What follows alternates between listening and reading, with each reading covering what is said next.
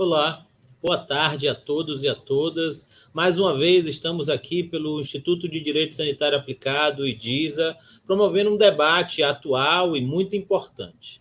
Hoje nós vamos discutir a proposta de novo financiamento do SUS no contexto da proposta de arcabouço fiscal.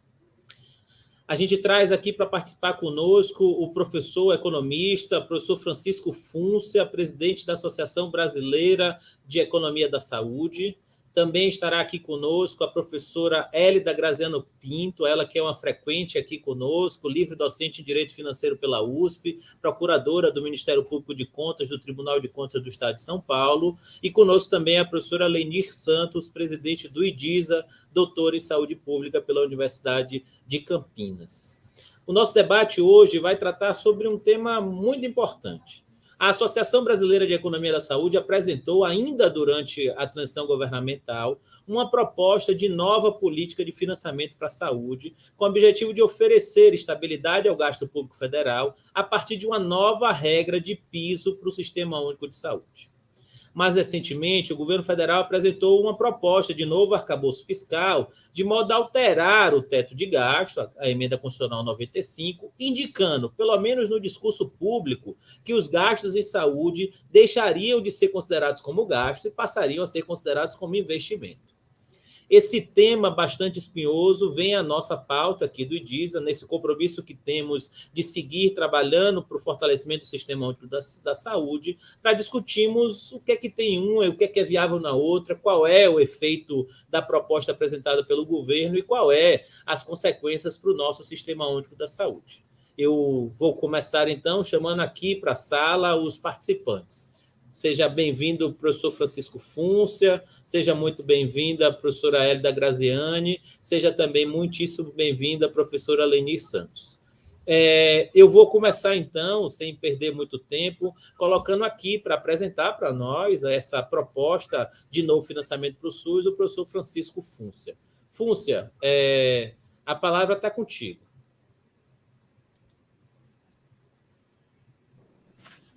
Bom, muito boa tarde a todos e todas, muito obrigado ao DISA pela oportunidade de poder participar desse debate, muito boa tarde também, especificamente para a professora Hélida Graziani e para a professora Lenir, boa tarde a você, Tiago.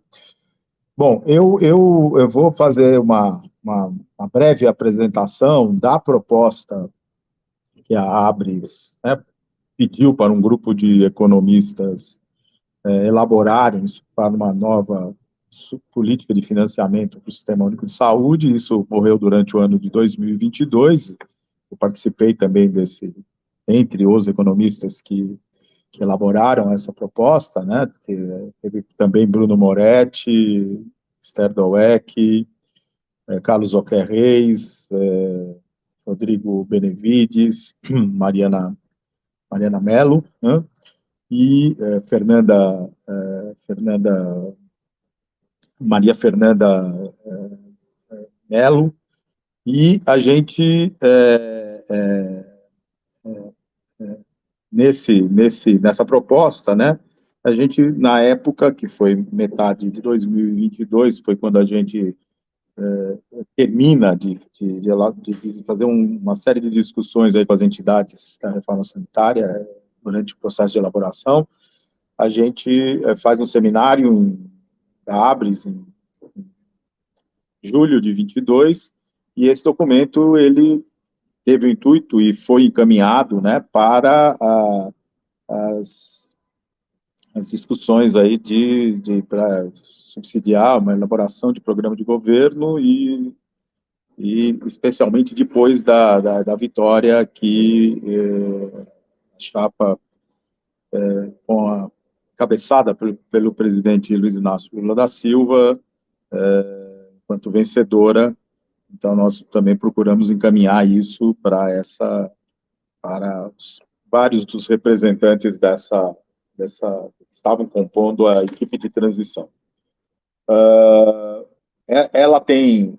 A proposta é muito mais ampla do que o que eu vou apresentar. Eu vou procurar dar proposta, se localizar a discussão da nova proposta de financiamento, especialmente uma nova regra de piso, né, e algumas diretrizes para estabelecimento dessa nova regra de piso, e vou relacionar isso com a atual discussão que está sendo, né, que a gente está acompanhando, do novo arcabouço fiscal, ou da nova regra fiscal, né, que o governo federal encaminhou semana passada o projeto de lei ao Congresso Nacional, né, um projeto de lei complementar, né, depois de ter feito durante o mês de março a apresentação em vários locais, né, de um conjunto de slides que tinham as diretrizes básicas dessa nova proposta. Então, eu vou procurar fazer uma leitura combinada, né, nessa perspectiva, né, e colocar também algumas preocupações, né, que estão presentes dentro do campo daqueles que, né, como todos que estão aqui nessa mesa, certo? Tem de defesa de um financiamento que seja adequado, suficiente para fazer o SUS constitucional efetivamente ganhar cada vez mais, né, corações e mentes para que possa ampliar ainda mais a qualidade dos serviços que estão sendo ofertados, né?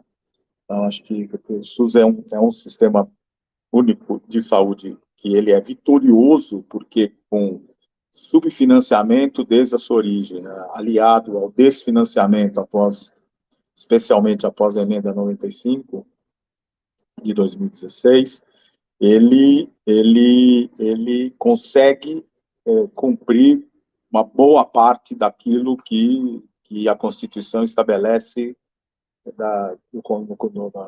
no direito à saúde enquanto um direito de cidadania, né? E a época da pandemia provou isso, né? Com todos os problemas de gestão federal do Sistema Único de Saúde, e da falta de integração, especialmente no que dizia respeito ao governo federal com os governos estaduais e municipais, com mesmo nesse contexto, com financiamento precário, né, o Sistema Único de Saúde conseguiu responder às necessidades que estavam sendo colocadas para o enfrentamento da pandemia, certo?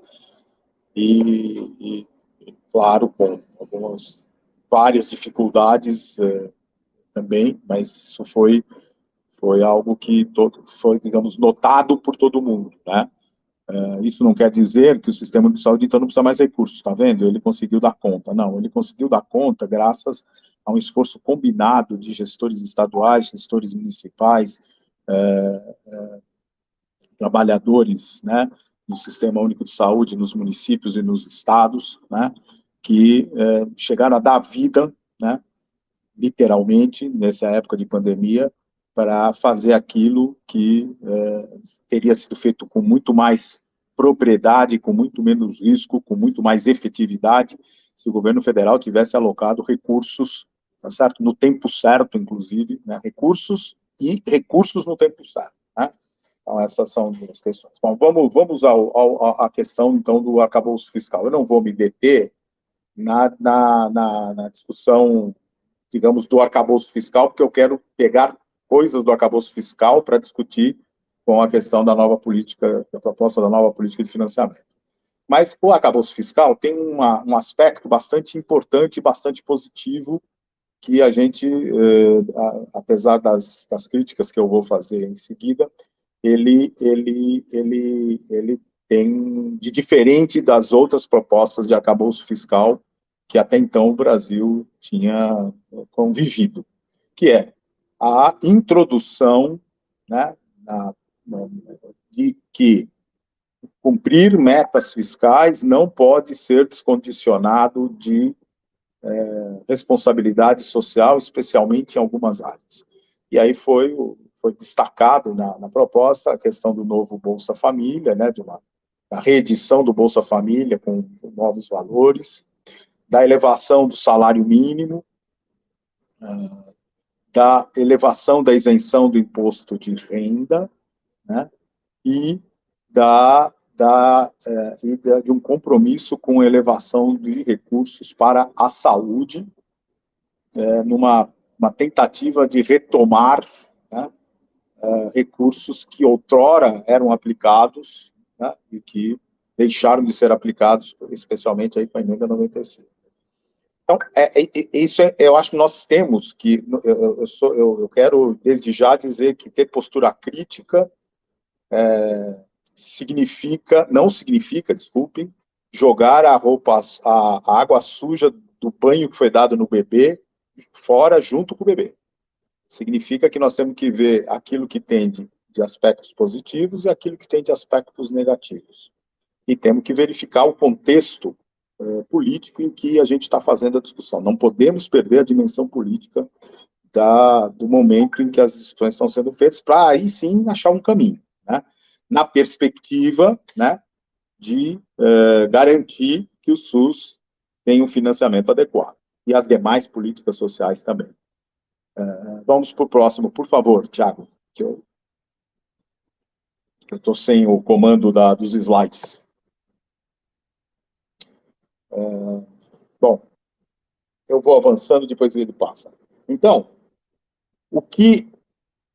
resumidamente, o que temos nessa proposta do arcabouço? Então, nós temos, e aí começam a aparecer algumas preocupações, né? Um compromisso com uma trajetória de resultado primário, né, que sai de um déficit e chegaria em superávit primário no final do mandato, em 2026, né? Estabelecendo, portanto, uma meta de 1% no final do superávit primário, e com uma banda, né, com possibilidade de 0,25% acima, 0,25 pontos percentuais acima ou 0,25 pontos percentuais abaixo. O que é compromisso com superávit primário? É um compromisso de sobrar recursos, né, para pagamento de juros e amortização da dívida, né? A preocupação não é que tenha que se encontrar espaço fiscal para isso, necessariamente, mas a preocupação é que se coloca isso como uma meta, sem uma discussão de quais são as efetivas possibilidades que tem o governo federal de fazer a discussão do pagamento dessas despesas financeiras, né? De avaliar a natureza dessas despesas financeiras, enquanto medidas e mecanismos de política econômica e de política monetária, algumas delas que estão sendo adotadas. Então, aqui temos uma questão que vira uma meta de superávit sem o esclarecimento de qual é a percepção, né, de condução da política econômica relativa a isso, é algo que preocupa.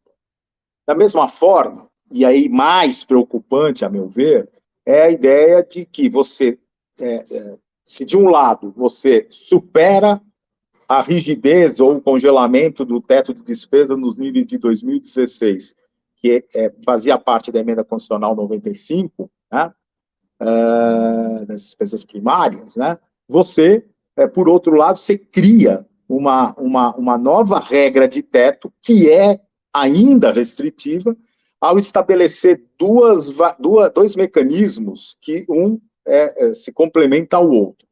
Então, a despesa não pode crescer mais do que 70% do crescimento da receita, mas também esse crescimento está limitado a uma banda entre 0,6% e 2,5% ao ano. Em resumo, se a receita crescer 5%, por exemplo, só para dar um número hipotético, 70% de 5% seria 3,5% que poderia crescer a despesa, mas, como há essa banda entre 0,6% e 2,5%, o máximo que vai se poder chegar é 2,5%. O 0,6% é o limite mínimo, ou seja, mesmo que tenha um crescimento pífio da receita, ou não tenha crescimento da receita, está garantido que no mínimo 0,6% vai crescer a despesa. O problema, portanto, está onde? Está, né, no limite máximo dos 2,5%, porque ele ele comprime a capacidade da política fiscal contribuir para criar condições para o desenvolvimento econômico, tá certo?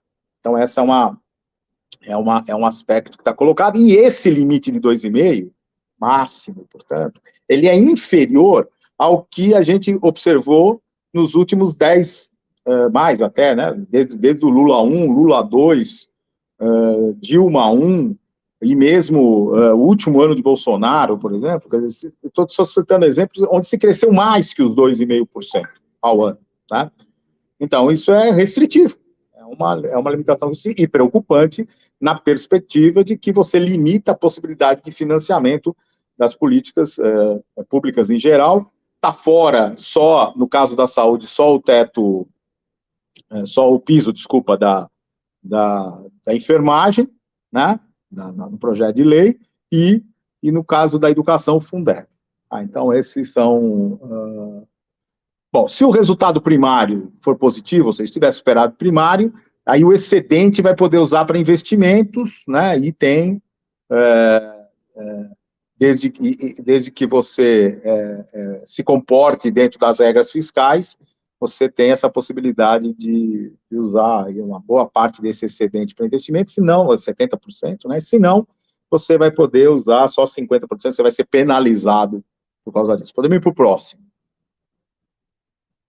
E os investimentos no Brasil, os investimentos públicos estão muito, mas muito baixos. Muito, certo?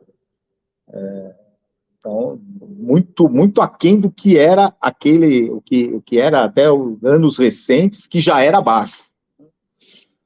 Bom, então, além desse aspecto positivo que eu mencionei, de ter uma questão de lembrar de que regra fiscal tem que levar em conta necessidades sociais, também um outro aspecto positivo que a gente pode colocar é de que assim, estamos sepultando mesmo a Emenda Constitucional 95, né? Quer dizer, à medida que se apresenta agora um novo projeto, temos que sepultar, com isso sepulta-se, né, a Emenda Constitucional 95. Mas, né, temos que lembrar algumas outras coisas. Por exemplo, está se adotando, por conta desse sepultamento da Emenda 95, e já está se adotando, para 23, tentou-se adotar os 15% da receita corrente líquida, que era da Emenda Constitucional 86, mas ainda assim o que tem no orçamento hoje é menos do que os 15%, tem 14, vou arredondar, tem 14,9%, é 1 bi e pouco a menos, né?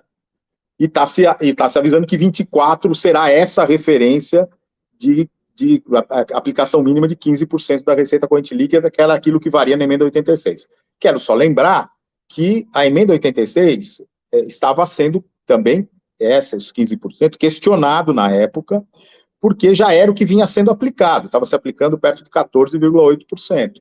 Na época que se apresentou a PEC, inclusive tinha todo mundo deve lembrar, tinha uma banda de crescimento que começou com 13,2%, começava com 13,2%, só em 5 anos chegava a 15%, e que a professora Hélida Graziani e eu tivemos a oportunidade de fazer uma representação mostrando do que isso representava. Isso o Ministério Público depois encaminhou para o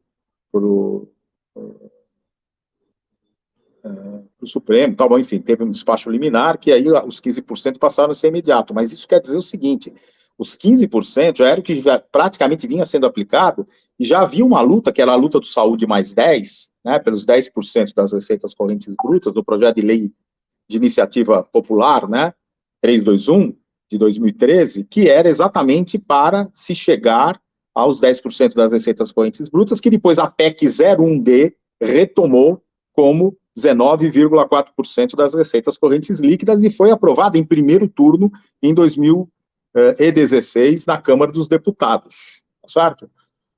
E aí ela ficou lá estacionada. O novo governo que entrou depois do impeachment encaminha a PEC que vai dar origem à Emenda Constitucional 95 e que entra em vigor em dezembro de 2016. Então, ou seja, então aquela PEC 01D está parada, né? Mas a referência seria os 19,4% da receita corrente líquida e não os 15%. Então, o que nós estamos entendendo é que os 15% tem que ser o ponto de partida com uma meta de chegada. No caso da PEC 01D, seria 19,4% da receita corrente líquida, certo?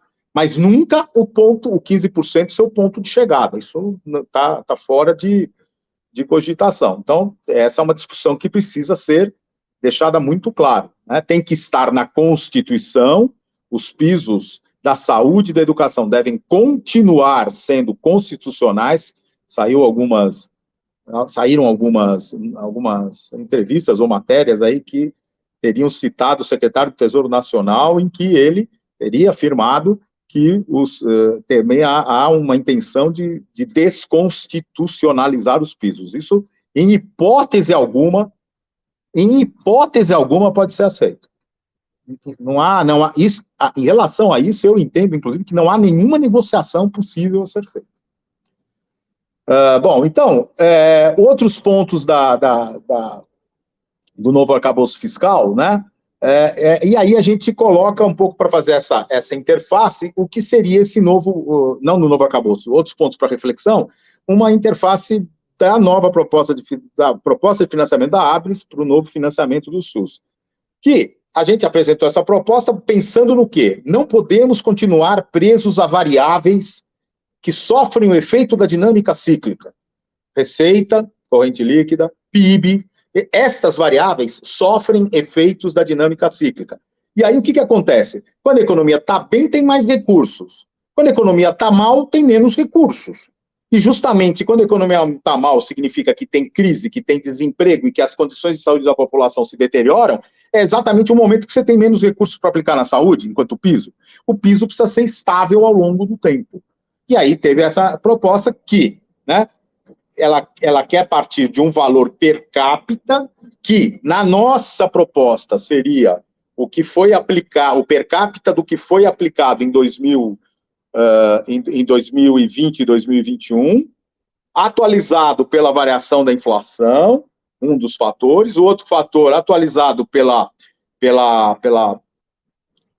taxa de crescimento da população idosa nos últimos anos, que é 4 vezes maior do que o crescimento, 4 ou 5 vezes maior do que o crescimento da população normal, tá certo? Está em torno de 3,8% o crescimento da população idosa, e acrescido de uma correção que seria um fator de redução da iniquidade, que era comparar o que foi alocado para o SUS nos últimos anos e o que foi alocado, por exemplo, de renúncia de receita, sobre a forma de renúncia de receita para os planos de saúde, né, de redução do imposto de renda do plano de saúde, ou também tinha um outro cenário que era do total dos gastos privados que tinham possibilidade de abatimento do imposto de renda. Bom, então essa são as três coisas. Tem a EC 86, que está com 15% da receita corrente líquida, tem a PEC 01D, que permite chegar em 19,4% da receita corrente líquida, e tem essa proposta da ABS,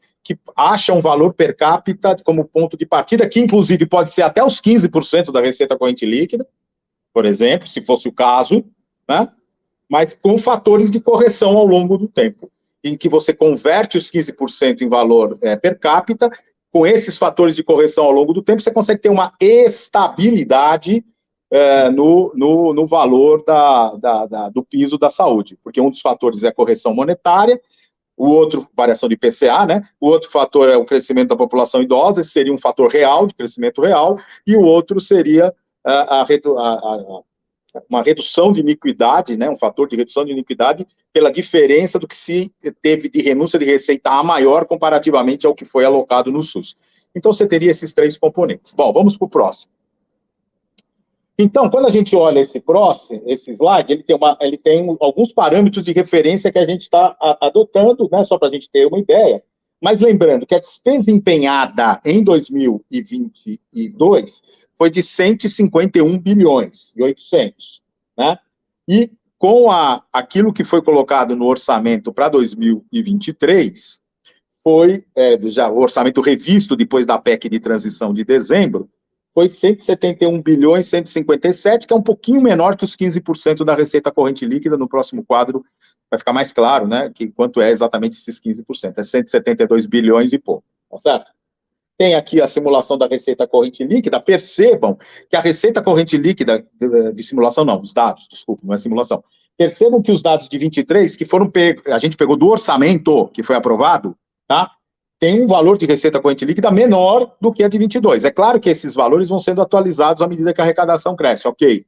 Mas eu só estou dizendo como fica vulnerável um piso que fica sujeito a essas variações que podem ocorrer, especialmente para baixo na receita, certo? E aqui tem a população que a gente usou do IBGE para poder fazer os cálculos per capita. Aí vamos para o próximo quadro, por favor. No próximo quadro, o que a gente vai observar é que a gente tem as últimas regras de piso da saúde e quantos seriam os respectivos valores. Então, por exemplo, a terceira linha tem a emenda constitucional 95. O piso para 23 seria de 149 bilhões e 900, pela regra da emenda 95, e equivaleria a R$ 693 per capita, certo? Se tivesse valendo a emenda 29, que era aquela da variação do PIB, mas eu não fiz aqui a série histórica da emenda desde quando ela parou de valer. Eu peguei assim, quanto que empenhou no ano anterior e computei a variação do PIB. Foi isso que eu fiz, tá? Para simplificar o raciocínio. A gente teria 169 bilhões no orçamento, ou R$ 782 per capita. Se tivesse valendo a emenda 86, que é 172.644, que eu falei para vocês no slide anterior, o que tem no orçamento hoje é um pouquinho menos, né, que dá R$ 798 per capita. Se a PEC 01D tivesse valendo já no seu último ano, ou seja, no limite dos 19,4%, a gente teria o equivalente a 223 bilhões e 286 e um per capita de R$ 1.032, né, R$ 1.032,23. E aí as três propostas do cenário ABRES, né, com aquelas três referências ou critérios para a simulação, né? Então, o primeiro é que a gente leva em conta o valor per capita em 10 anos, né, daquela média que eu falei, partindo de 2021, e esse valor per capita seria de R$ 1.080 em 21, que significa que em 23 estaria com R$ 1.263. O segundo cenário, que teria um valor per capita de R$ 1.207 em 21, chegaria a R$ 1.412 em 23. Veja, o 21 é imaginando o 10º ano, porque lá na nossa proposta, a gente faz um escalonamento para chegar no final dessa regra, né, que em 10 anos a gente chegaria nesses valores. Né? Tem muita crítica em relação a isso, dizem que 10 anos é muita coisa, etc. Nós fizemos um cenário de simulação até para poder dialogar com a questão das finanças públicas, etc., e mostrar que pode ter o importante é a gente ter uma meta para chegar, né? E que não pode ser os 15% da receita corrente líquida, que era o da emenda 86. Né? E, por fim, a proposta 3, que é aquela que seria um valor que também equivaleria a 3% do PIB como gasto federal, numa perspectiva que está no documento da ABRES, de que o gasto público total tem que corresponder a 60% do gasto total em saúde, que hoje está em torno, né, tá 9,6% do PIB, o público mais privado.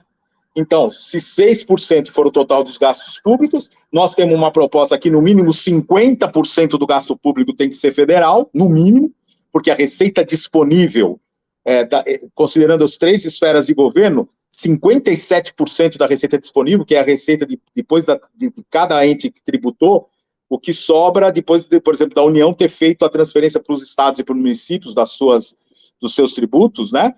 Ainda sobra 57% na União. Então, se ela fica com mais da metade dos recursos, ela tem que, pelo menos metade dos gastos da saúde, ela tem que contribuir. Hoje ela está contribuindo com 42% dos gastos em saúde, somando União, estados e municípios. Tá certo? E a gente chegaria nessa proposta 3 a R$ 1.532. Tá? Então, podemos ir para o próximo. Então, o que a gente, portanto, coloca é o seguinte: temos que discutir essas questões no contexto do cenário político. Nunca podemos abrir mão de qual é o cenário político. Nós não estamos numa bolha. Né? Qualquer mudança, por exemplo, constitucional do piso, tem que ser feita, obviamente, no Congresso com quórum qualificado. Tá certo? Da mesma forma, qualquer discussão que a gente vai propor para mexer no arcabouço fiscal demanda negociação política num Congresso que amplamente tem uma ampla parte de setores conservadores, né? Se a nossa capacidade de mobilização dos setores sociais não for suficiente para poder fazer esse enfrentamento, não adianta a gente achar ruim as propostas que estão sendo encaminhadas. Nós temos que ter capacidade de mobilização. Temos que apresentar, sim, as propostas. Temos que apresentar críticas, sim, às propostas.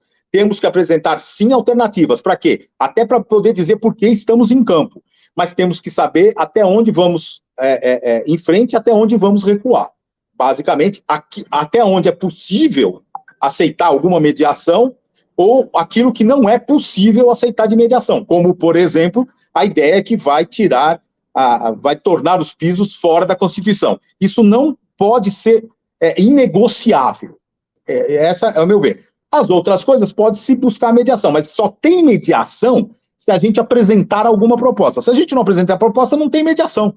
Tá certo? Esse é um pouco o meu ponto de vista. Então, qual é a capacidade de mediação do governo com o mercado e com o Banco Central? Qual é a capacidade de mediação do governo com o Congresso Nacional? Já falei aqui que os pisos da saúde não podem sair da Constituição e da educação também. Essa política monetária absurda, né, que ontem foi mais uma vez mantida uma taxa de juros absurda, tá certo? Em termos reais, né? Com um cenário de inflação em queda, né? Então, não tem o próprio argumento frágil que vem sendo utilizado, nem os dados já dão sustentação, né? Para o Banco Central, para o Copom, no caso, foi que manteve essa taxa, né? Temos que discutir como é que fica a definição dos critérios de transferências de recursos, que está na Lei Complementar 141, que até hoje não foram regulamentados, porque definir os critérios de transferência de recursos, tal qual prevê a Lei Complementar 141, significa ter uma base concreta de aumento do piso, por aí, tá certo? Porque, senão o que vai acontecer? Para eu mexer na regra, um município para ganhar mais, na regra de transferência, se eu mexer para um município ganhar mais, o outro vai ganhar menos, para um estado ganhar mais, o outro vai ganhar menos, e não é essa. A ideia é que se tem uma regra, mas que mantenha o que tem de alguns casos e se agregue valor naqueles casos que a nova regra assim indicar, tá certo? E temos que considerar, não podemos esquecer que tem outras despesas que são determinações sociais da saúde, então na área de direitos humanos, por exemplo, em termos gerais, né? Eu falo em termos gerais porque é importante, são várias áreas pequenas que, em termos de valor, muitas vezes representam quase nada do orçamento da União, mas que têm uma importância significativa para as condições de vida da população, portanto, para as condições de saúde também.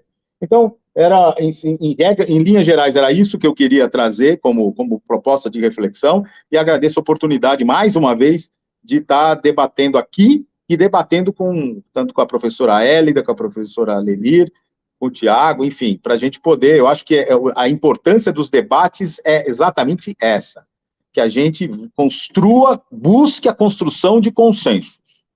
Acho que é isso que tem que nos mover, né? Nós temos que buscar a construção de consensos e não imaginar que a nossa ideia é a que deve prevalecer. Da minha parte, enquanto presidente da ABRES, nós estamos abertos para discussões, fizemos isso durante todo o processo de construção da proposta, e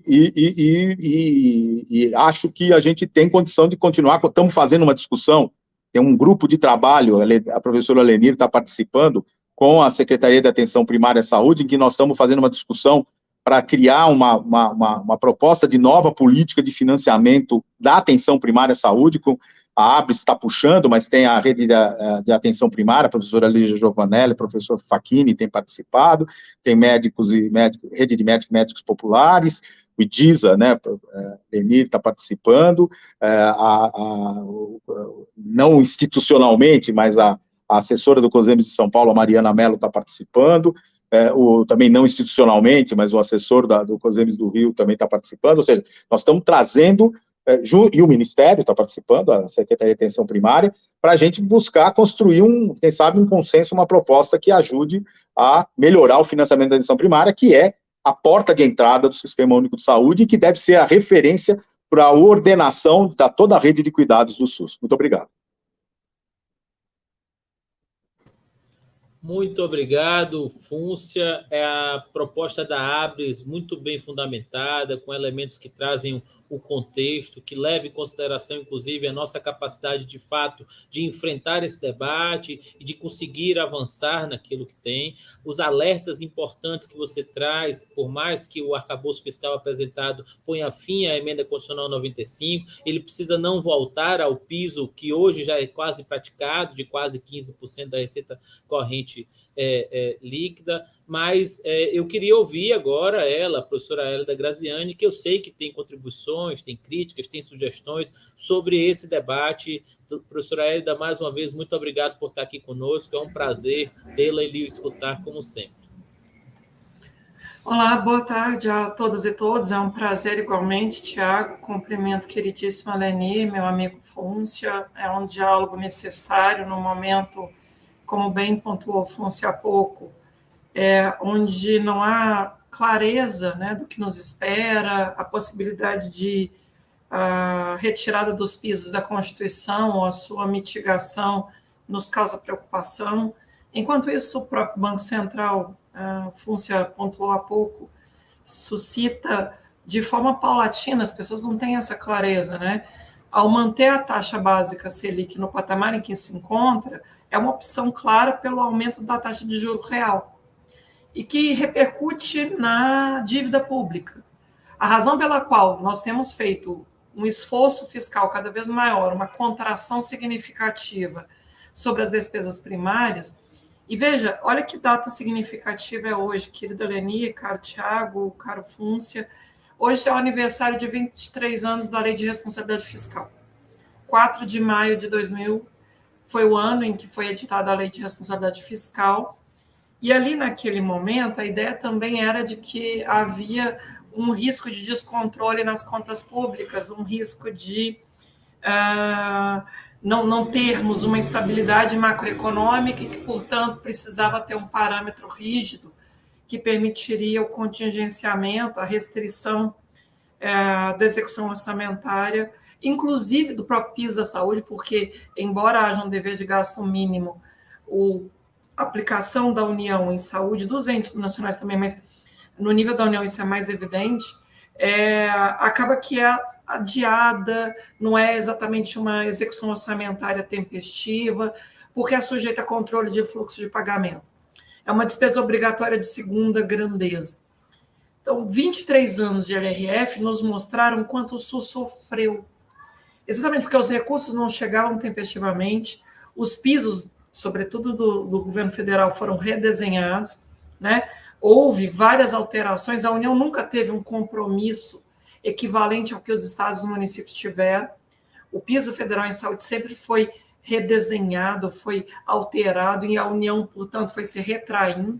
Houve uma retirada da participação do custeio global do SUS, o quanto todos os entes da federação aportam. Quem mais expandiu desde a emenda 29 no custeio do SUS foram os municípios, e na sequência os estados. A União tinha, a própria Lenira testemunha dessa luta, desse processo, né? Os colegas da reforma sanitária participaram bravamente, e havia um dever fixado na Constituição de 88, a redação originária, portanto, 35 anos, de que a União deveria aplicar 30% do orçamento da Seguridade Social. Essa regra originária nunca foi cumprida. E se fosse cumprida, certamente o SUS teria outro arcabouço, aqui usando o próprio termo arcabouço, que é um algo controverso, né? Mas teria outra musculatura, outra estrutura, outra ossatura, né? Um arranjo institucional bastante mais robusto, porque 30% do orçamento da Seguridade Social, a gente teria conseguido implementar aquilo que se concebeu na Assembleia Nacional Constituinte. A gente teria tido condição de estruturar carreiras, efetivamente aparelhar o serviço público, as ações de serviço público de saúde, e a gente teria conseguido avançar. Eu estou fazendo essa digressão histórica para a gente entender o quanto é perigoso a gente ir cedendo em alguns fundamentos constitucionais e o quanto, mais uma vez, a história se repete. Em 1989, um ano após a Constituição de 88, a primeira LDO, né, de implementação da Constituição, ignorou esses 30% previstos no artigo 55 da DCT. a própria demanda do SUS, postergada como foi, é que levou a emenda 29 em 2000. Mas, ao mesmo tempo, os colegas vão se lembrar, as pessoas que nos ouvem vão se lembrar, a gente teve ali, naquele início do Plano Real, uma agenda para acalmar o mercado, supostamente também buscando essa credibilidade.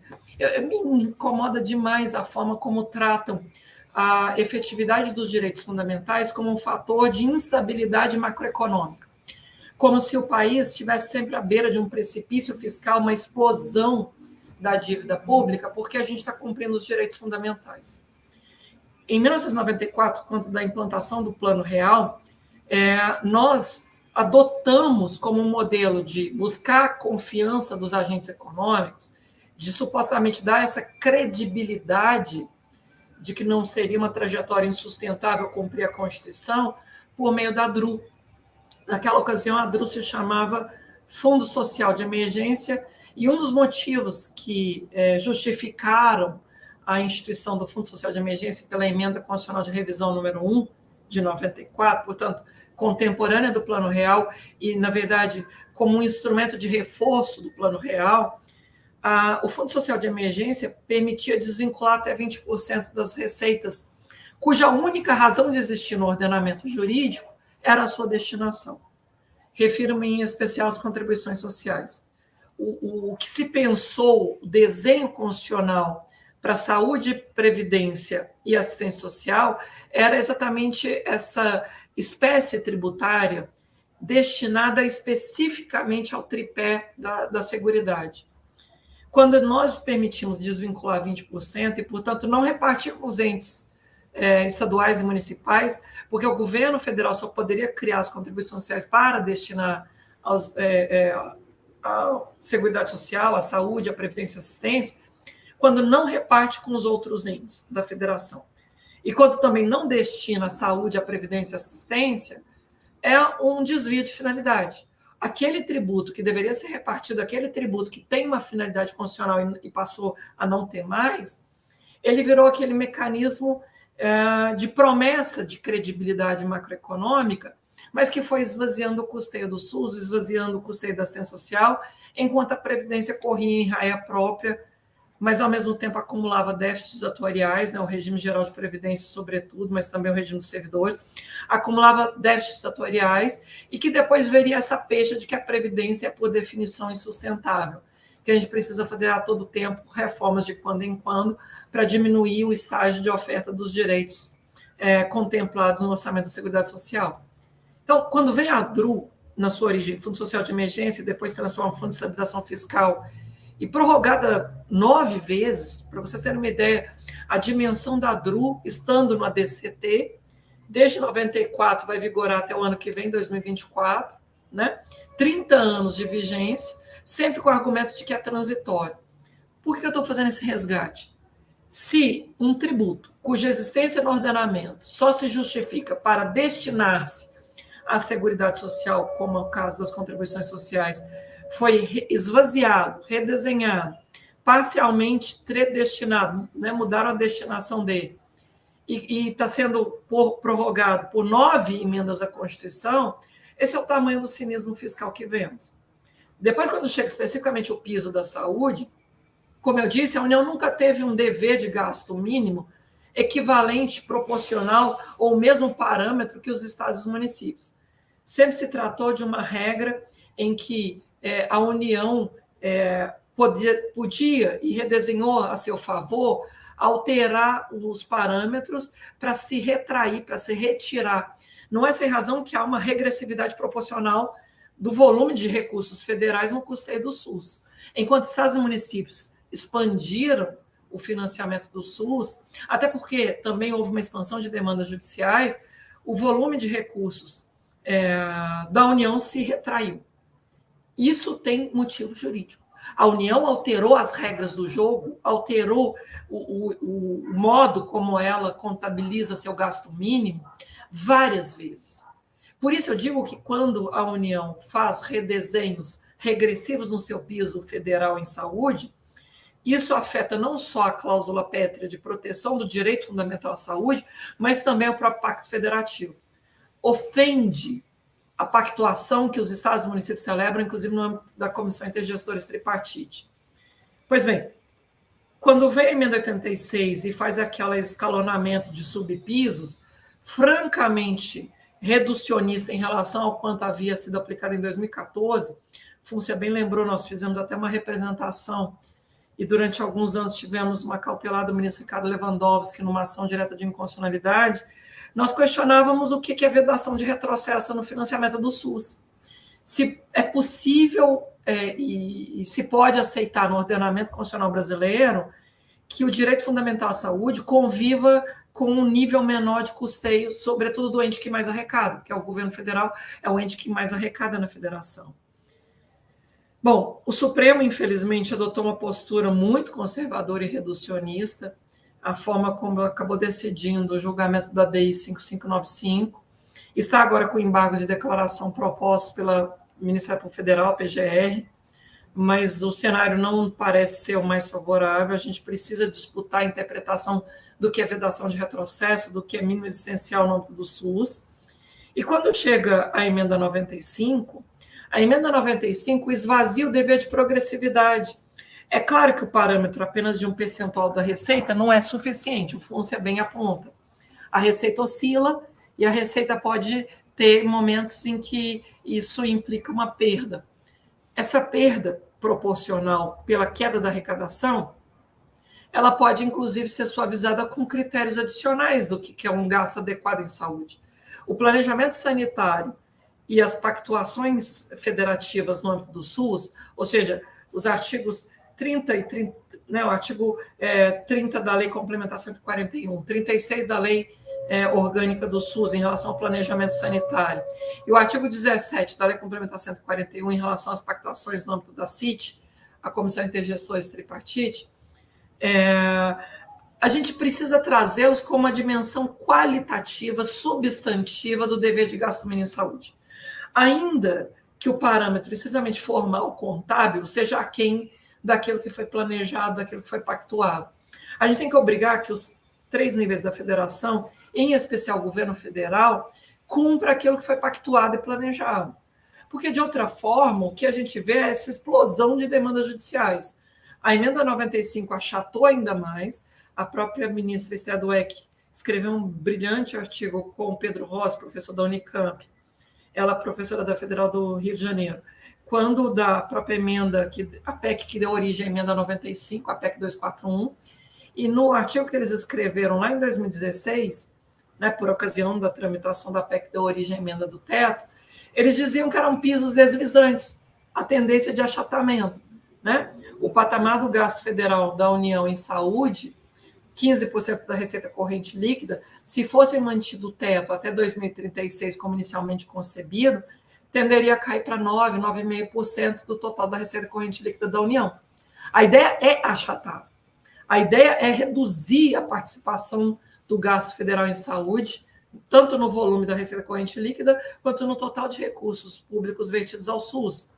É a União se retraindo, se retirando da responsabilidade que é solidária.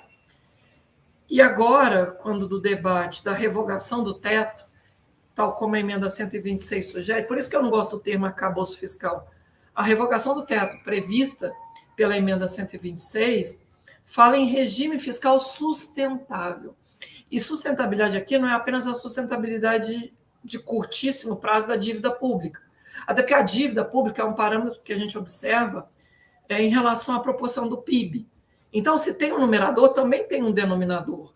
Assim como a dívida é muito onerada pelos juros, a manutenção da taxa Selic em 13,75, se houver essa persistência desse patamar por um ano até o final do ano, a gente pode ter uma repercussão somente de juros para a dívida pública da União, né, em algo em torno de 700 bilhões de reais. Para vocês terem uma ideia, 700 bilhões de reais apenas em despesas financeiras com juros significa mais do que a União gastou no orçamento de guerra durante o enfrentamento da pandemia da Covid-19. A emenda 106, a emenda do orçamento de guerra, tinha um portal da transparência para acompanhar e monitorar tudo aquilo, levou algo em torno de 600 bilhões de reais, mesmo em créditos extraordinários que foram diferidos para aplicação em 2021. Agora, a taxa de juros subindo como subiu, de meados de 2021 até agora, para 13,75, subiu de 2 para 13,75, tem um custo anualizado de algo em torno de 700 bilhões de reais para a dívida pública e ninguém debate, não passou nem emenda constitucional, ninguém está questionando esse impacto potencialmente insustentável para a dívida pública. E aí se cria esse garrote, esse constrangimento permanente apenas sobre as despesas primárias. Quando veio a emenda 126 e propôs a revogação do teto, a partir de uma lei complementar que falaria em regime fiscal sustentável, a noção de sustentabilidade ali pressuposta é uma sustentabilidade não só reducionista, repito, apenas fiscal de curto prazo, mas que vai abordar a dimensão ambiental, vai abordar, inclusive, esse passivo judicializado. Nós temos aí um volume de demandas judicializadas elevado, um estoque de precatórios que foi parcelado pelo governo anterior de forma funesta, de forma absolutamente controversa, e o mercado não causou tanta celeuma naquela ocasião, quando do parcelamento dos precatórios nas emendas 113 e 114. E agora, o atual governo, quando apresenta o projeto de lei complementar 93 de 2023, aposta na possibilidade de um ajuste que tanto mantenha a rota de compressão das despesas primárias, porque ainda assim haverá redução do espaço fiscal das despesas primárias, mas também que faça algum nível de esforço fiscal do lado da receita. Ou seja, é um pouco melhor do que o teto, porque permite crescimento real das despesas primárias no mínimo de 0,6% e no máximo 2,5%, a partir do comportamento do que vai ter de arrecadação, mas é insuficiente para lidar com a própria demanda reprimida do que não fizemos durante a pandemia. É insuficiente para trazermos ao tempo presente aquilo que se parcelou de precatórios e não se pagou, e que pode voltar em 2026. As emendas 113 e 114 suspenderam o pagamento de precatórios, parcelaram o pagamento de precatórios até 2026. Esse volume que voltará quando os precatórios voltarem a ser integralizados, sem ser esse parcelamento das emendas 113 e 114, é algo em torno de R$500 bilhão. R$500 bilhão que o governo anterior parcelou para abrir margem fiscal às vésperas do processo eleitoral e que vai voltar em 2026. E que o atual governo não levou em consideração, pelo menos não está pautado de forma clara, no debate desse projeto de lei complementar, que deveria ser de regime fiscal sustentável, mas que eles deram a alcunha, apelidaram de arcabouço fiscal, que eu acho, de uma certa forma, reducionista do que a Constituição pediu. Mesmo quando a gente quer fazer a reflexão de que precisa, sim, fazer ajuste pelo lado das receitas, para tornar, inclusive, a tributação mais progressiva, né? E fazer o debate correlato também com as despesas financeiras. Eu sempre digo, as receitas subtributadas, as riquezas, melhor dizendo, subtributadas, estão muito bem remuneradas na dívida pública.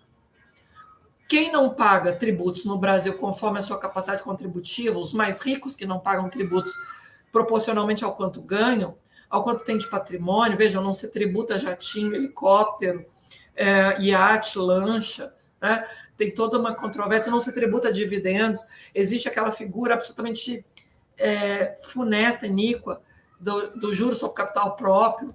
Nós temos um monte de problemas tributários que merecem, sim, enfrentamento, mas a gente também não está tensionando o lado das despesas financeiras.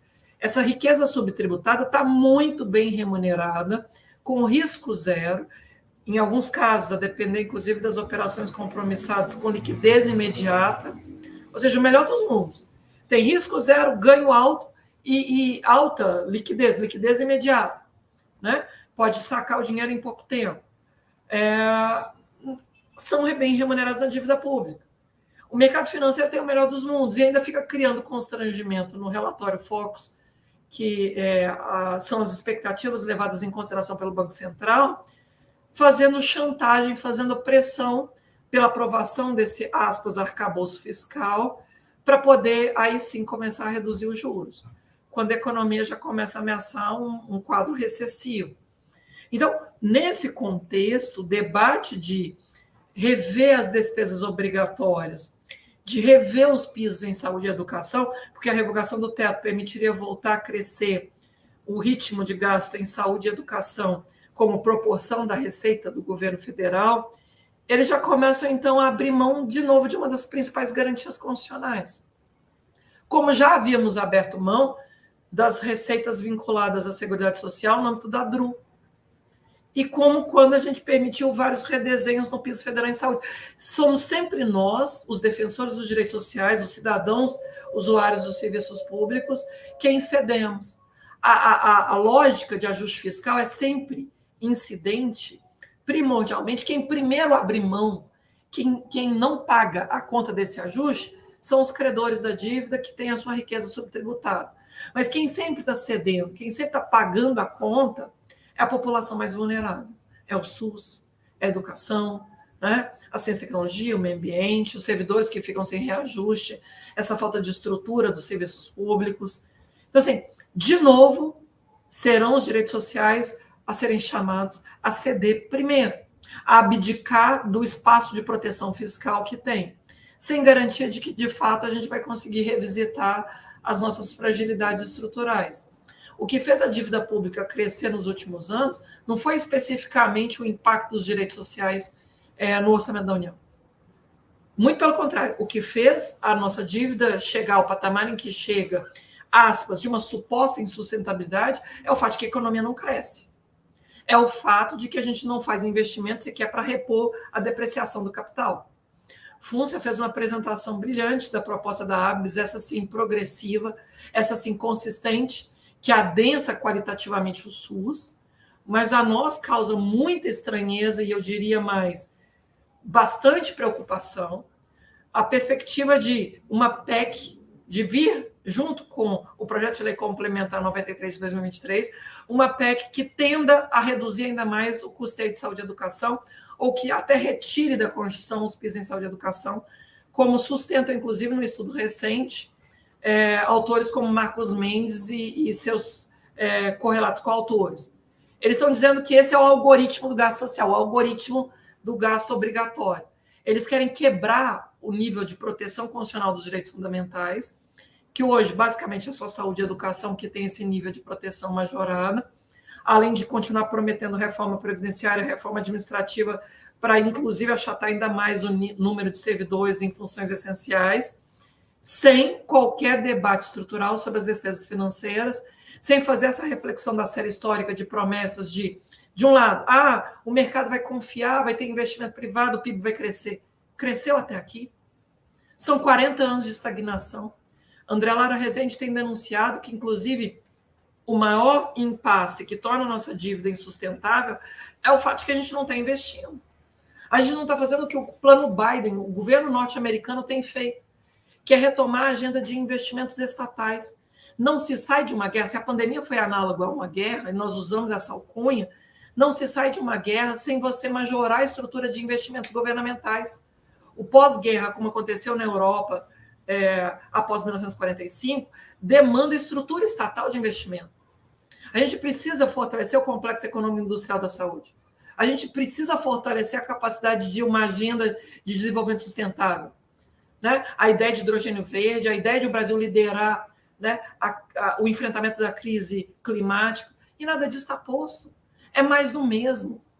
Então, no balanço que faço, Tiago, até porque, pelo visto, eu devo ter me exorbitado do tempo, né? Mas, assim, pelo balanço que faço do PLC 93 de 2023, infelizmente, a tendência é de que tenhamos mais do mesmo. Ainda que traga, sim, a necessária reflexão sobre as receitas, sobretudo as receitas tributárias, não enfrenta as despesas financeiras. E não pontua a demanda reprimida que acumulamos ao longo dos últimos anos, a exemplo do estoque de demandas judiciais, dos precatórios parcelados, que vão voltar e que o governo está ignorando. Então, durante a tramitação do PLC 93, nós temos que fazer esse questionamento estrutural. Ajuste para quem? Quem está se furtando a pagar a conta? O SUS de novo? A educação pública de novo? Essa é a questão que trago para o debate. Agradeço mais uma vez o convite muito honroso do IDISA, sobretudo na companhia desses queridos amigos, que aqui muito me honra revê-los.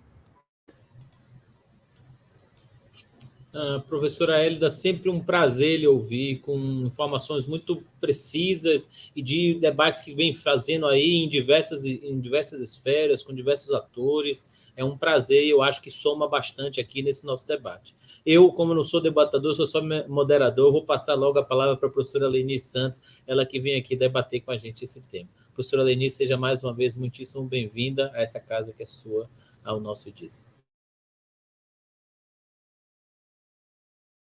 Seu microfone está fechado. Boa noite a todos e todas, aqueles que estão nos assistindo aí pelas redes sociais.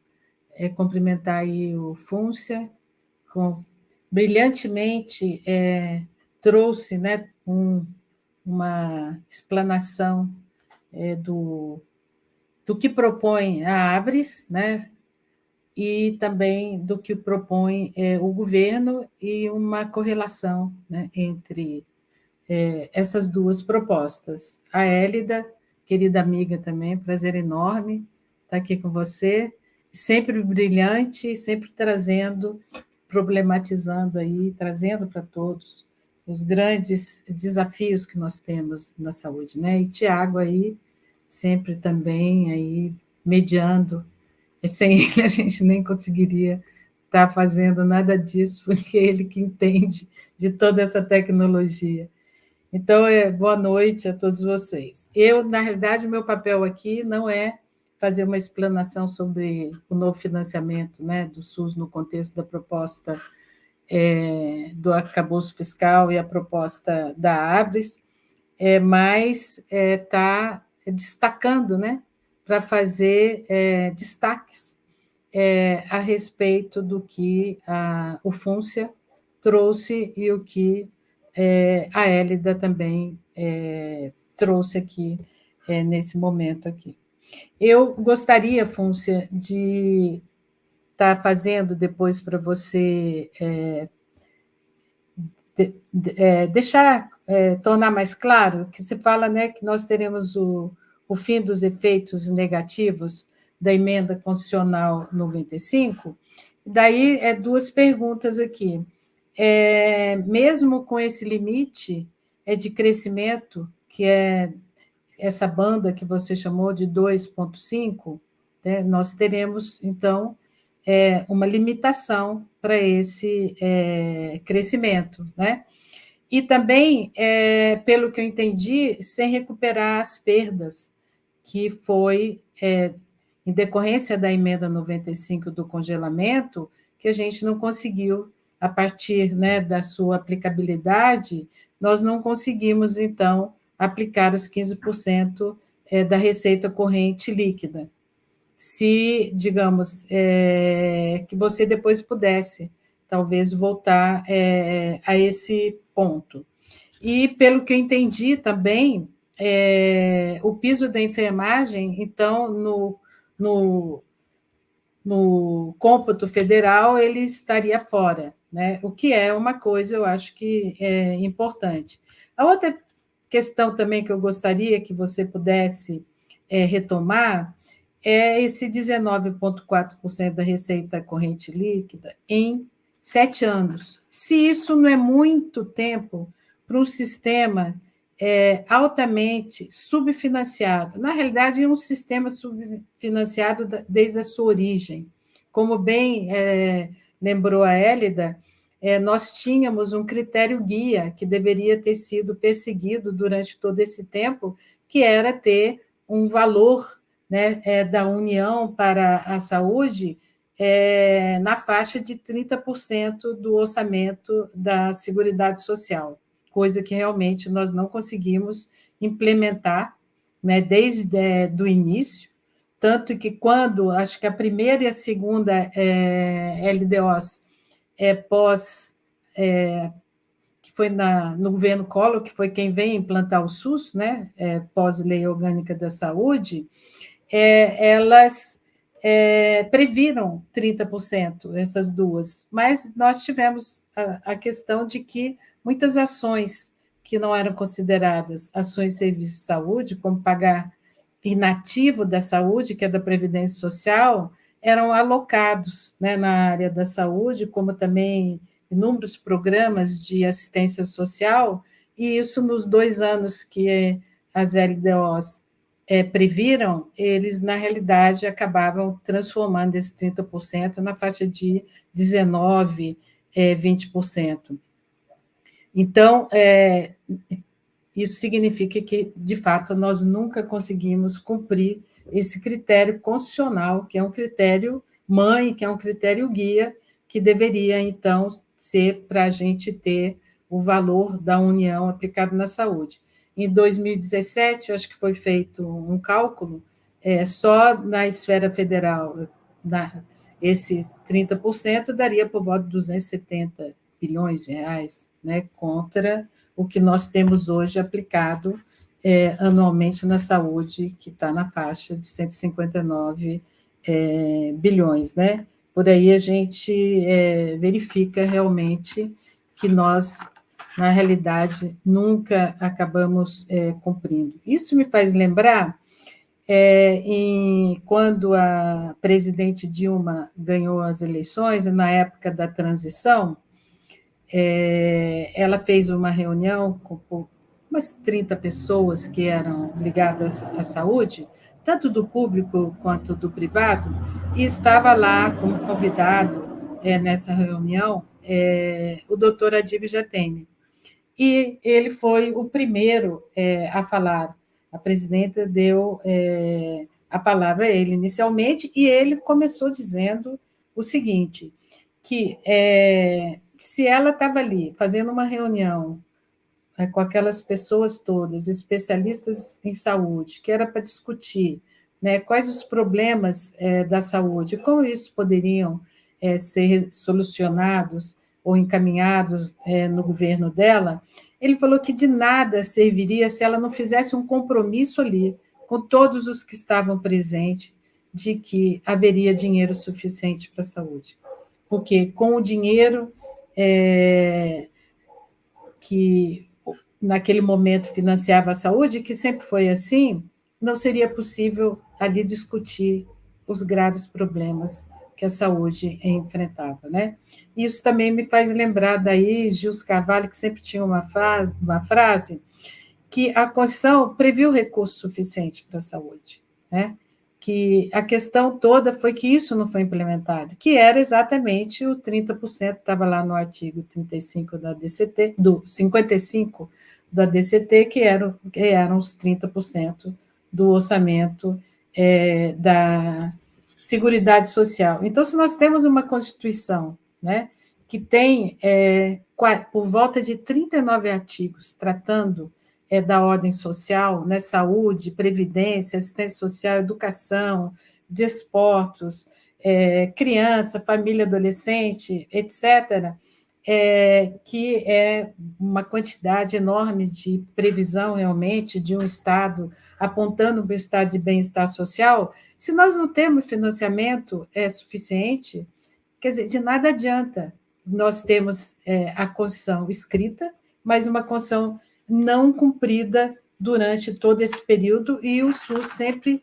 sangrando com isso. Então, uma pergunta que fica, nós falamos, né, o tempo todo, com muito orgulho, com muita satisfação, que nós temos um sistema de saúde, de acesso universal e igualitário, mas a pergunta que fica, o quanto esse sistema é realmente de acesso universal? Com tantas pessoas que acabam não conseguindo atendimento no momento oportuno dentro do SUS, e outros, daí, pela judicialização, conseguem medicamentos, muitas vezes, e tem um medicamento hoje que é para doenças raras, que é para o nanismo, que custa 40 milhões por pessoa para o tratamento. E o judiciário acaba, mesmo o judiciário que tergiversou sobre a ADI lá 5595, que foi da questão da progressividade dos recursos da saúde, que não poderia haver retrocesso quanto a isso na área da saúde, aliás, nos direitos sociais, né? É o mesmo que garante de maneira individual e não de maneira igualitária, que seria de maneira coletiva, medicamentos de altíssimo custo, sem grandes indagações, né? Sem, inclusive, apontar, né, para outras questões que são colocadas, como médicos que não são do Sistema Único de Saúde, prescrevendo medicamentos para pessoas que não são do Sistema Único de Saúde, né, e garantindo. Então, nós temos, parece que muitos jogando contra a gente conseguir ter um financiamento suficiente para a saúde. Não adianta a gente falar que o sistema é de acesso universal e igualitário quando muitas pessoas não têm atendimento na hora oportuna e acaba agravando a sua saúde. E também não temos nem essa questão das condicionantes e das determinantes da saúde, que também, sem isso, sem investimento nessas áreas sociais, a gente não consegue, de fato, fazer um sistema que, de fato, ele possa estar fazendo prevenção, né, de riscos e de agravos à saúde. E nós temos que também pensar, quando estamos discutindo, eu já conversei isso várias vezes com Fúncia, melhorar o financiamento, ou ter um financiamento adequado. Ninguém está querendo recursos para fazer um sistema de consumo de saúde, de desejo de saúde, que hoje é vendido por esses conglomerados de capital estrangeiro na saúde, que eu acho que muitas vezes faz com que as pessoas fiquem até com vontade de adoecer para poder ter acesso àquela coisa que eles vendem e que gera um desejo dentro das pessoas, quando saúde é um direito, saúde não tem nada a ver com consumo. Então, que modelo assistencial é esse que a gente também, nós queremos mais dinheiro para a saúde, mas se nós não tivermos realmente uma regulação na questão da incorporação de tecnologia na saúde, se a gente não conseguir que o judiciário venha a ter um entendimento melhor sobre responsabilidade solidária num sistema de saúde que exige a integração de serviços de todos os entes da federação, sabendo que nós temos municípios, 70% dos municípios com menos de 20 mil habitantes, quer dizer, ele não vai fazer da vacina ao transplante, e hoje, pelo que o judiciário determina, realmente um município pode ser demandado para fazer, um município de pequeno porte, para fazer um transplante.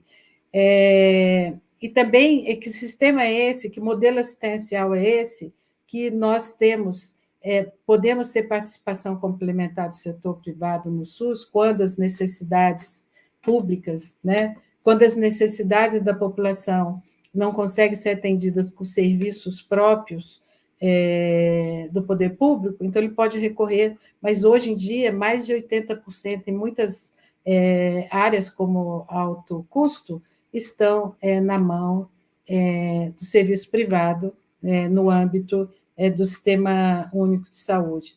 Então, fica aí toda essas problemáticas que nós temos no SUS, e o SUS, desde o início, a gente debate isso. Acho que talvez no início a gente debatia muito mais como descentralizar o serviço, como fazer a municipalização, como daí poder fazer transferências de recursos, como cumprir o artigo 35 da Lei 8080, que nunca foi cumprido, que depois ele foi para a Lei 8.142, nunca foi cumprido, que depois foi para a Lei Complementar 141, lá no artigo 17, e até hoje não cumprido. O Fúncia levantou isso, a Hélida também apontou para isso. Eu acho que nós temos que pensar que, se nós não tivermos sustentabilidade financeira, né, para poder arcar com todas as despesas necessárias para manter um sistema, de fato, de acesso universal igualitário,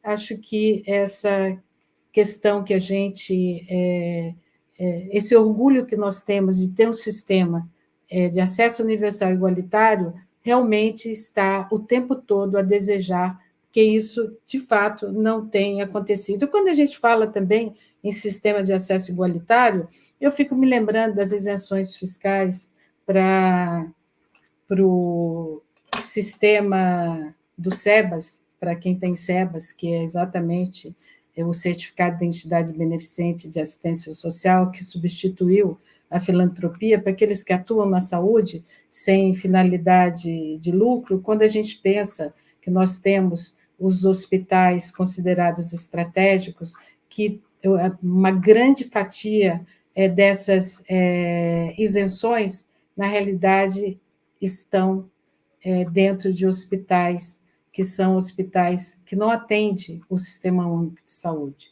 Esses recursos são revertidos para fazer capacitação e outras coisas, mas não para o atendimento para a população. O SUS não entra no Einstein, o SUS não entra no Sírio, as pessoas não têm acesso e eles acabam tendo esse certificado de identidade de beneficência e assistência social que lhe permite, né, uma isenção fiscal considerável, e isso acaba não revertendo de fato para a população, que a gente possa ter, falar que o SUS tem um acesso universal e que esse acesso ele se dá realmente de maneira igualitária.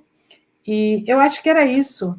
E só vou lembrar uma questão que eu vi da Lígia Bahia, que outro dia fez uma exposição, uma brilhante exposição lá na COFIN, na reunião da COFIN, e que ela comentou que o governo Biden ele está com uma proposta de regulamentar o preço dos medicamentos, isso nos Estados Unidos. E aqui a gente pensando que tem medicamento que custa 10 milhões, 12 milhões, e 40 milhões, como é esse, que houve, inclusive, houve uma decisão da Justiça de que o SUS deveria realmente arcar com esses recursos. Então, com isso, eu vou encerrando e trago, então, essas questões daí, tanto para a Hélida quanto para o Fúncia, poderem estar aprofundando mais o que eles trouxeram aqui nesta live nossa. Muito obrigada. Obrigado, professora Leni, mais uma vez trazendo aí nessa função de hoje aqui como debatedora questões para os nossos dois convidados, o Francisco Fúncia e a professora Hélida Graziano Pinto. Eu vou, então, colocá-los dois na tela para ouvir as considerações a respeito das provocações, lembrando apenas que nós temos um horário limite de 18h40 para encerrar. Peço, então, que sejam breves para a gente encerrar e manter aqui o público conosco durante esse período. Professora Hélida, professor Fúncia.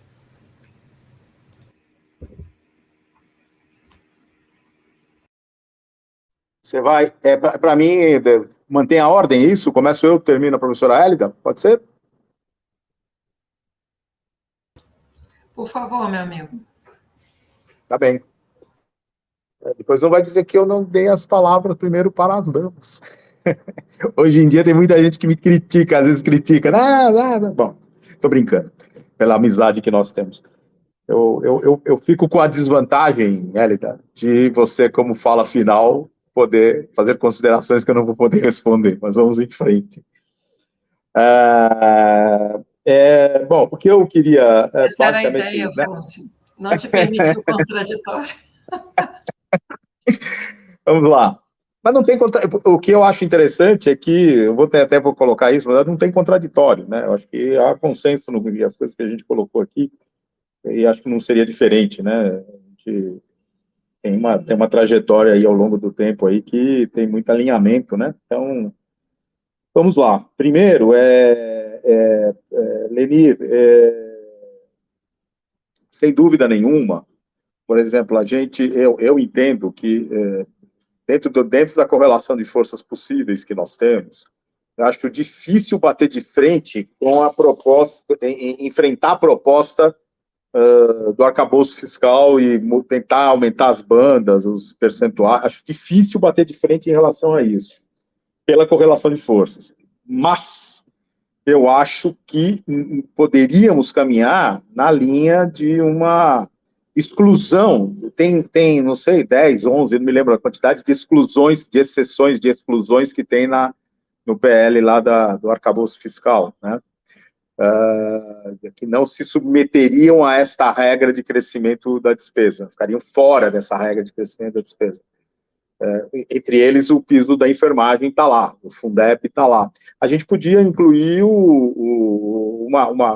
tentar buscar que os recursos, a aplicação na saúde ficasse de fora, né? A aplicação na educação como um todo ficasse de fora, né? O que saiu no documento da Frente pela Vida, né? Áreas ligadas aos direitos humanos ficassem de fora.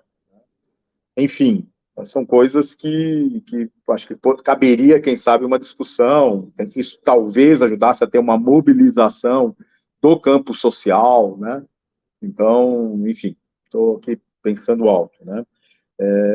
E realmente, dentro dessa limitação de despesa que está dada, não só a recuperação dos 38 bi que a gente apurou, né, que foi mais, inclusive, de perda de receita, de perda de piso do SUS, né, em 2022, não só esses 38 bilhões é impossível de contemplar dentro de banda tão limitada de crescimento da despesa, como, se a gente for analisar, os 15% da receita corrente líquida, se tiver crescimento da receita substantivo, ele sozinho vai consumir uma parte de recursos dessa banda que vai tirar de outras áreas.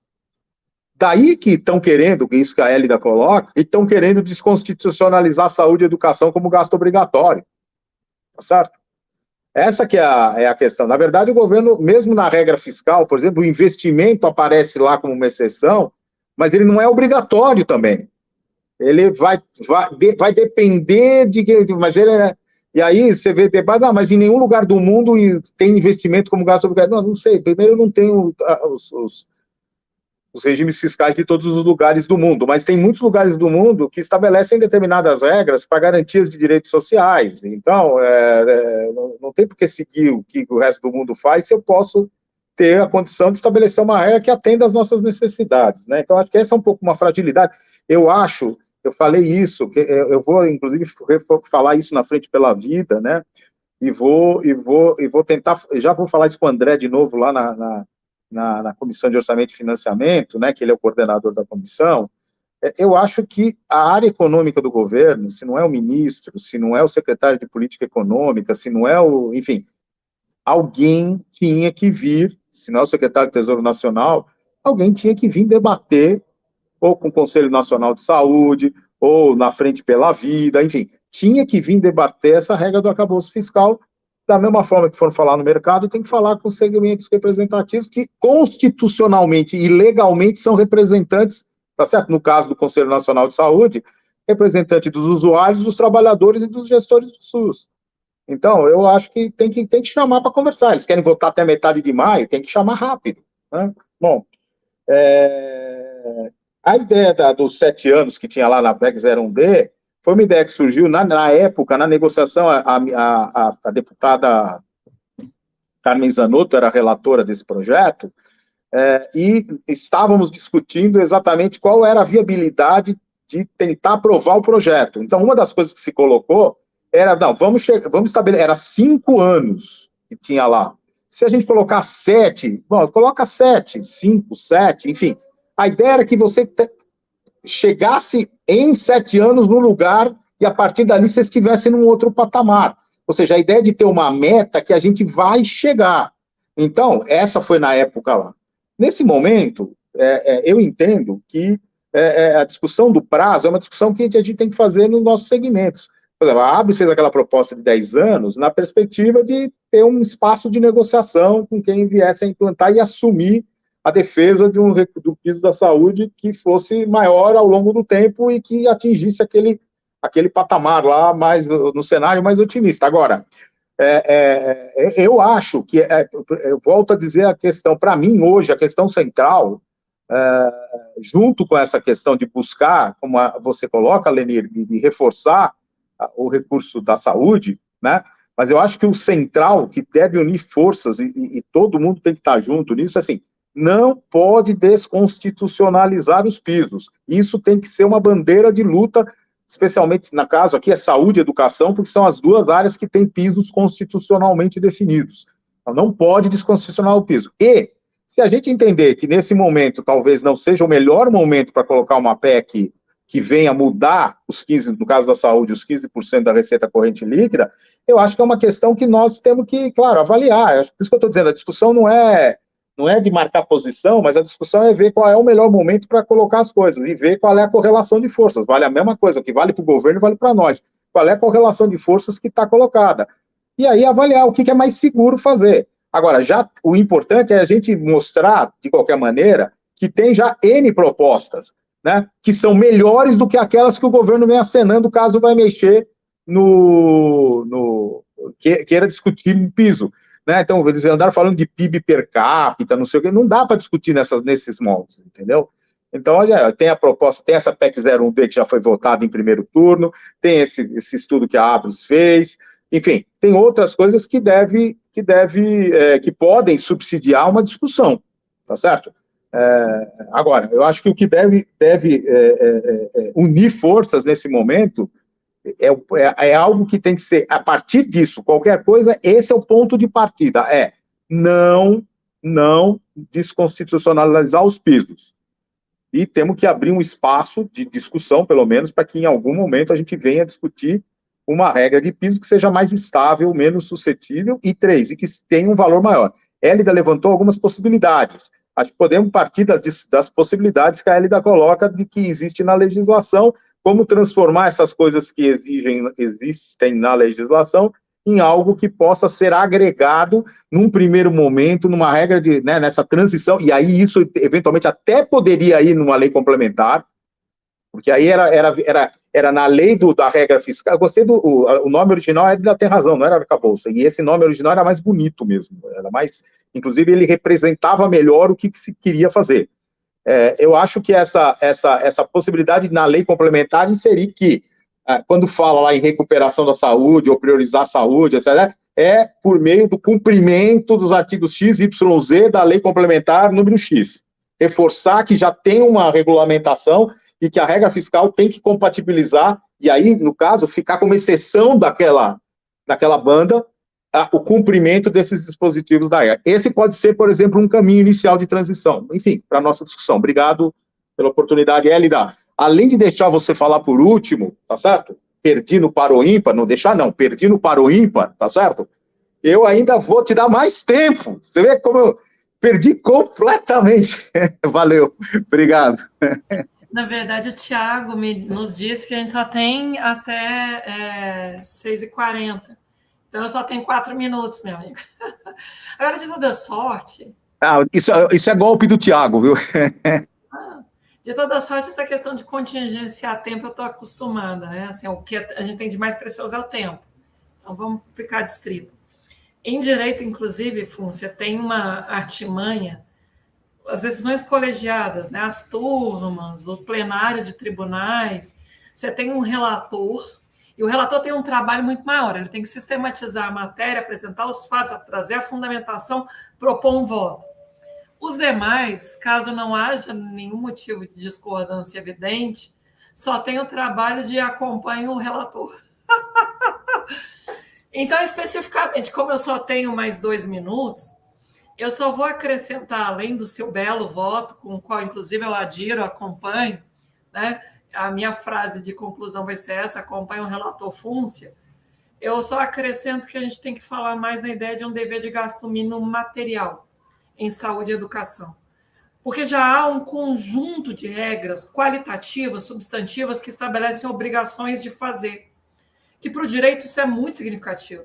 Não sou eu, Ministério Público ou Tribunal de Contas, aqui eu, inclusive, estou falando na condição de órgão de controle, não sou eu que estou dizendo que tem que ser feito, é a lei que já disse que tem que ser feito. Já há um planejamento sanitário, já há uma pactuação federativa isso no âmbito do SUS. No âmbito da educação, já tem o Plano Nacional de Educação, replicado, claro, nas leis dos estados, dos municípios, com alguns ajustes, circunstâncias de cada ente, mas toda sorte, Fúncia, se eu já tenho um conjunto de obrigações legais, se eu já tenho pactuações definidas, não cabe ao poder público negar cumprimento. Existe aí um déficit de cumprimento da lei que rege o SUS, que rege a educação, e que a gente precisa fazer o Estado, inclusive, ter compromisso substantivo com aquilo que já foi pactuado, aquilo que já foi legislado. Há um tamanho constitucionalmente necessário do Estado brasileiro. E esse tamanho constitucionalmente necessário do Estado brasileiro já está identificado na legislação de planejamento sanitário, de planejamento educacional, inclusive não suscetível de contingenciamento. Agora, que na prática o controle de boca do caixa acontece e posterga, precariza, precatoriza o financiamento da saúde e da educação, isso é um fato que a gente vai ter que mostrar para o próprio judiciário que ele precisa fazer um enfrentamento macro desse tipo de impasse. Mas, como eu disse, já chegou 18h40, vou adotar o jargão, e o Tiago daqui a pouco aparece, inclusive, ele está dando risada. Eu vou adotar o jargão para encerrar a discussão. Voto com o relator, Tiago, acompanho o meu amigo Fúncia, porque ele resumiu bem a matéria. Esse debate devia estar acontecendo com equidistância, chamando os movimentos sociais, chamando os conselhos que representam as políticas públicas, os conselhos de acompanhamento e controle das políticas públicas, para participar da reflexão do projeto de lei complementar 93, cujo nome correto é regime fiscal sustentável. A gente precisa largar o conceito de sustentabilidade para ele ser aderente à Constituição. Lenir, prazer imenso de rever minha querida amiga, Fúncia igualmente, Tiago sempre, não só moderador qualificado, mas muito acolhedor, inclusive trazendo o debate à altura do momento.